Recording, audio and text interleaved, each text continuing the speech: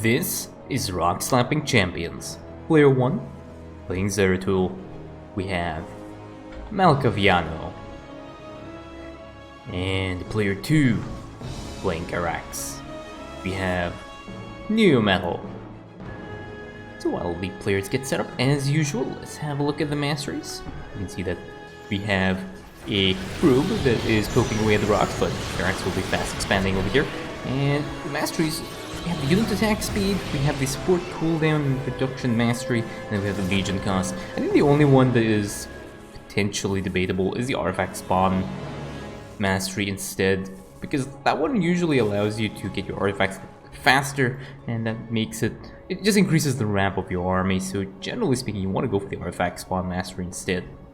For Carax, he's gone for a structure HP mastery, he's gone for the chrono wave energy regeneration mastery, and the spear for dude energy. Pretty much the optimal choices, and I usually prefer the chrono wave energy instead of the repair beam mastery, and that is basically because the repair beam mastery doesn't really give you that much of a heal. I think it's maybe 1 or 2 heal per second as a buff, and that doesn't really mean very much.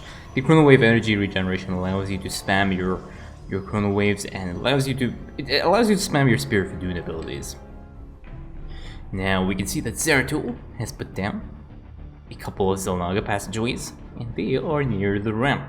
And that will probably mean that these things are intended to get aggroed until Zeratul comes out. The attack wave on this mission is not really early like Rift's Core Hall, but it spawns at the 3-minute mark, which does give a few commanders some issues, especially if you're dealing with a Zerg kind of composition. We can see over here that this is not a Zerg composition. In fact, you can tell exactly what the enemy composition is by having a look. And somewhere around this base, you can see these concrete little plates here. And this means that this is going to be a Terran composition. And this is only if you're playing Zeratul and you have Zeratul's kind of vision. He has vision of the whole terrain. These things mean that you are dealing with a Terran composition. So we'll see what the Terran composition that we will be dealing with is as it comes up. So you can see here that we have a bunch of Hellions, which means that we're dealing with machines of war. And you can see Carax now just taking out these Hellions one by one. And we now have a Zeratul Legion that has been dropped for Zeratul. And Zeratul seems to be sending his Zeratul Legion forward and not towards his expansion. He wants to go and attack Amon.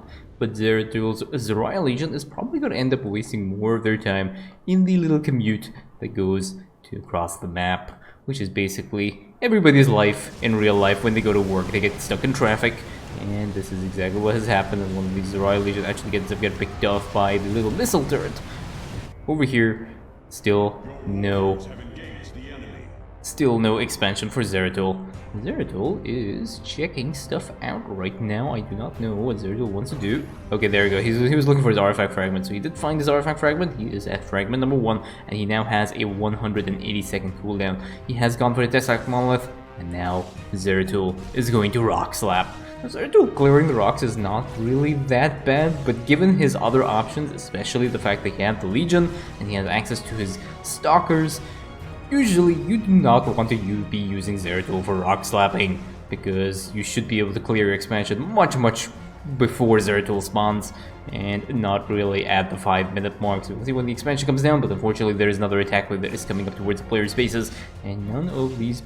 Zeratul still busy rock slapping. I think he... Okay, there we go. Down the Nexus is to put down, and now the next attack wave is coming up this ramp. And we'll start attacking Zeratul's stuff here. So we have a bunch of cannons that is being put to try and defend, and we have Carax now cleaning up some of these extra mech units. We have a Goliath now also added to the mix in this enemy composition, and this enemy composition is just going to get more and more difficult. We have another Zeratul Legion that gets dropped to try and deal with the one Hellion that was attacking Carax's base. Zeratul is not having any of it. No one is going to attack his ally, and he is going to be deafing. And we now see that we have a Sentinel that is poking away at some of these gas rocks. Now these gas rocks, usually what you can do is you can drop down one cannon over here, just wait for them to clear, or you can use a Sentinel. I really do not know, given the new Carax buffs, what is the optimal way of clearing the expansion now, because his Sentinels are really good, especially if he has his... especially if he has the mastery that increases their HP. They have something like 195 HP and 130 shield or something. They're really tanky units now, and they are definitely worth making. They don't really go down easily, especially if you were paying attention and microing even a little bit. You don't really need some god level micro. Just there's one gas rock here that has not been captured, so that is also I do not know why that is the case, but Zeratul has an army of... I have to get this correctly before someone yells at me on my Discord. The shield guards? They're called shield guards? Yeah, they call shield guards. There. So we have now, we can see that we have a solar flare upgrade for Karax, and because Karax has realized that they are going for a ground composition, which is the mech composition, so having that having the solar flare upgrade is really important. Now you can see there's a purifier beam that's going to be used to try and harass some of these units. We do have a little bit of harass here from Amon's army, but Karax is really going to be able to take care of this without really any issues. But we also have now a Zeratul Legion that gets dropped over here. Karax has just been using his purifier beam. He's trying to soften up these enemy defenses to try and push into the later stages of the game, and he wants to ideally spawn camp these launch bays. Once he's able to spawn camp the launch bays, he will be pretty much okay. Zeratul, on the other hand, is still not looking for his next artifact fragment. Where is Zeratul looking at? He's looking at his Zeratul Legion right now, and it's interesting because his Zeratul Legion can't really do anything. So, okay, so now he's looking for his artifact fragments. Unfortunately, the observer camera does not show up what is going on, so we'll see. But I think he knows where it is. He seems to have a very clear direction as to where he wants to go, what he wants to do. Let's see what the plan is. Karax now is going to be setting up a pylon here, which means he's going to be going for the def on this side. Zeratul still looking for his artifact fragment. I really wish it would show you like what he can see, because it makes it a little bit more interesting. Unfortunately, it just shows you the blank terrain on the ground, and now Zeratul has added his first tech choice unit, and that is going to be the Immortal or the Enforcer. And this is going to be an interesting decision. The Enforcers are, funnily enough, really good against air units. They're not really good against ground units. We already have a second one being added to the mech, which is ideally not the viable choice here, especially when you're dealing with the mech composition. The mech composition has a lot of siege tanks, and they have a lot of Goliaths, and they have a lot of scary hybrids. And now you can see this is where the problem is going to start. These siege tanks are going to start sieging up, but we have a solar flare from Karax, and that is basically there to help prevent some of the unit losses from Zeratul. Unfortunately, Zeratul has taken a few losses here. He has lost one of his shield guards, and now he has to try and push into this side as well with his Zeratul Legion. His Zeratul Legion will be able to clean this up, but he still does not have a second artifact fragment. The second artifact fragment is still uncollected, somewhere hiding around the map. And Zeratul seems to have forgotten that he needs to go and get his artifact fragment. He is going to try and take down the shuttles, which is, in general, a good idea, but... Oh no, he's not even going... Where is he going? Oh, I think he's looking for his artifact fragment. Unfortunately, there is another attack wave that has spawned, and it's probably going to slam face first into Zeratul, and he might be out of position. He thought his artifact fragment was over here, when it was not. But now this is going to be a problem, because this attack wave is kind of scary, especially because Zeratul has an army of only 2 enforcers. Zeratul realizes this. He decides to go for a tactical retreat, run away from the hybrids, and do a ring around the rosy around this warp conduit. But the hybrids are just there, and they will try and intercept Zeratul at some point. A few more heals coming up onto this Enforcer, and Zeratul going for ring around the rosy around this one warp conduit. He does not really want to deal with this, and that is very wise, because there is a very scary air anti-ground army here. The siege tanks have been picked off by Karax, but now these hybrids with their 500 IQ, they double team and they decide to flank Zeratul. And Zeratul does end up taking a few losses, and there's one siege tank over here. That Enforcer being kept alive by the shield guards and by Karax's repair beam. Unfortunately, a total of 3 shield guards have been picked off, and I think that siege tank was there and ended up shelling off that Immortal. But yeah, that siege tank is still there. Okay, so the siege tank is going to keep moving forward now. And what is going to happen with this? Yeah, this siege tank is going to get some more shells off here. The good thing is the Karax's Unity Barrier does keep these units alive, but we now have a bunch of cannons. Okay, now these 2 cannons will end up picking this off, which is okay. And now we have the next shuttle spawn here for these commanders, and we will see what the plan is. Zeratul still adding more immortals to the mix. What is in his production? Yeah, he's building some cannons now. He is not really flowing that many resources. Usually when you're dealing with a mech camp composition, you want to have a very strong anti-ground So Void Templars are a really good choice. If you're like me and you're lazy, you just go for ambushers. Ambushers are also fine. And you can see now what Karax is doing. He just wants to clear out this enemy base, because once he clears out this base, he can spawn camp the shuttles with his cannons, and that is really one of the best plays that Karax can do.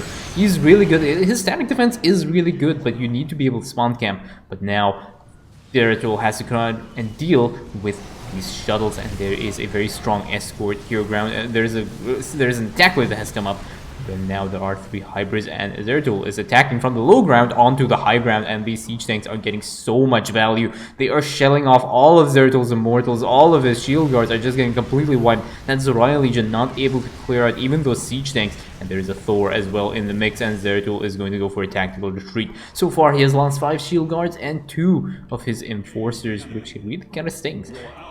Units, like, this is the units, the cost of the units lost. There's a total of 7,200. Unfortunately, this count also the Royal Legion if they end up getting picked off. But just to give you an idea of what is going on right now. And Zeratul has actually managed to pick up his 2nd artifact fragment. His 3rd artifact fragment is ready for pickup, but he has not picked that up yet, and he's not even started to look for it. But you can see here that Karax is just going to start pushing through, and he's actually stolen some of these battlecruisers from Amon to just provide a little bit more extra value for his little push here. And once he's able to do that, he's going to be able to clear out pretty much everything else in this area, and he'll be able to spawn camp this port conduit.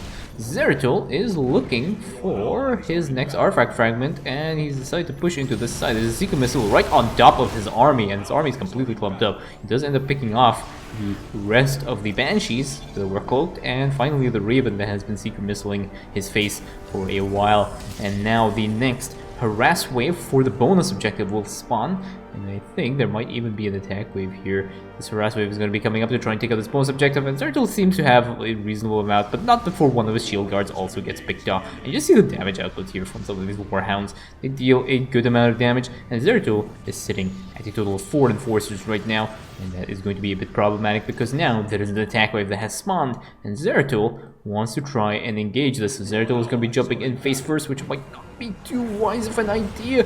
He might need some Karax backup over here. There are a bunch of hybrid behemoths and 2 siege tanks. They just start completely sieging up, and they will start attacking Karax's army now with a bunch of Amon stolen battlecruisers. Are going to be joining into the mix here. These immortals are going to try and focus fire down the shuttles, which is okay, but at what cost? There are a lot of Hellions in the front.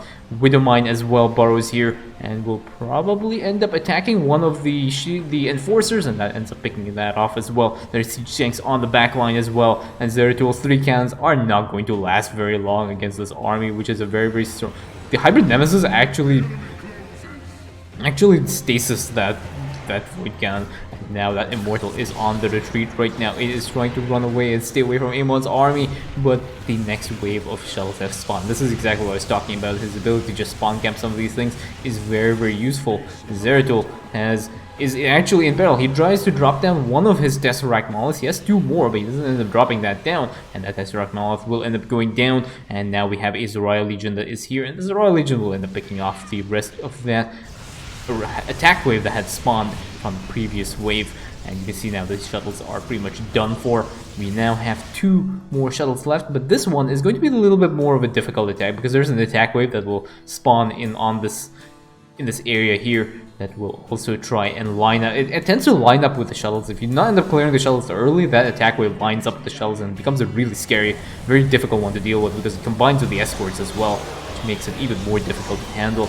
But you can see that combined with the Zeratul Legion and Karax's abilities, that first set of shuttles have been cleared, and now we just have the central ones to clear, and now that is the attack wave I'm talking about, and this is going to be a bit of a problem because Zeratul is nowhere to be seen. He has no army left. He only has his Zeratul Legion, and the Zeratul Legion isn't going to last very long. The shuttles have been picked off, and now Zeratul on the side with a bunch of enforcers again that he's chosen to add into the mix here. This time these siege tanks do end up getting picked off, I think, by ignoring that siege tank over there, which was kind of risky.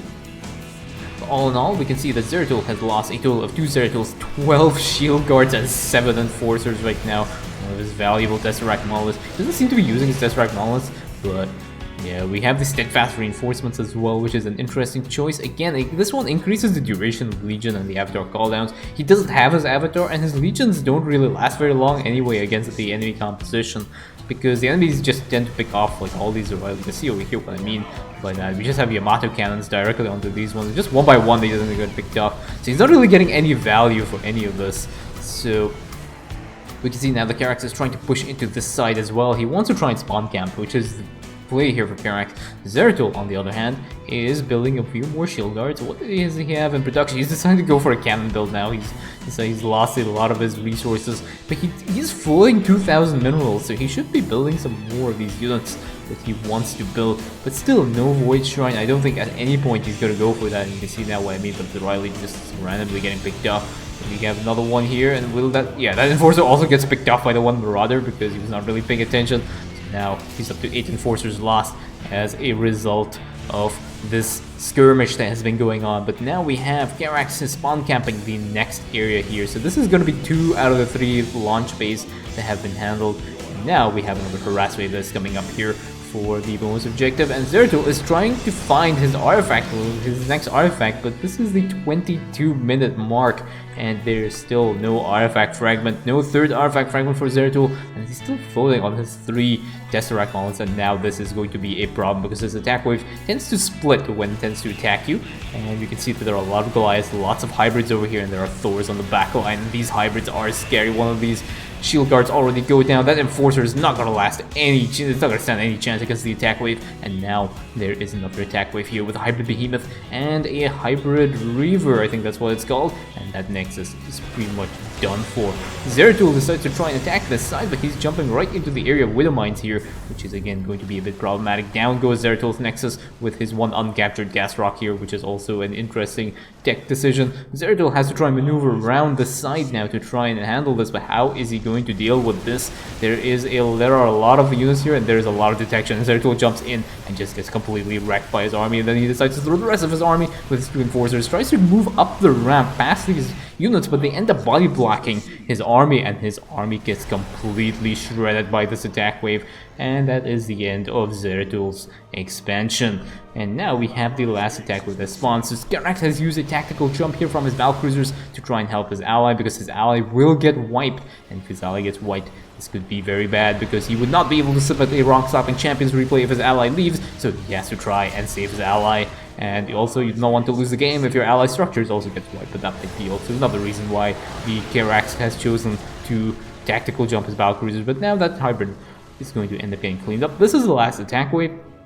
This attack wave is going to be reasonably nasty as well. We have a probe being produced by Zeratul right now, so he needs to remax his economy because we are now at the last shuttle wave, but he's chosen to do that. And you see how massive this is. There are a few orbital strikes here, but these orbital strikes are there for one purpose only, and that is to just take care of these shuttles. And unfortunately, there was a bit of a whiff onto these shuttles, so we'll see what the plan is. Over here, the static defense should be able to clean up whatever is left of these shuttles. And I think there's going to be... Is there going to be some more orbital strikes here? I don't think so. These 2 shuttles are going to escape, unfortunately. But these shuttles here have been cleaned up by the static defenses. And that is pretty much most of Emon's shuttles destroyed, and now we have a Zeratul Legion call down just at the very end, so you can just watch the Zeratul Legion get completely wrecked by the heroic units. But that's most of Emon's shuttles gone, but that's mission succeeded. That is GG.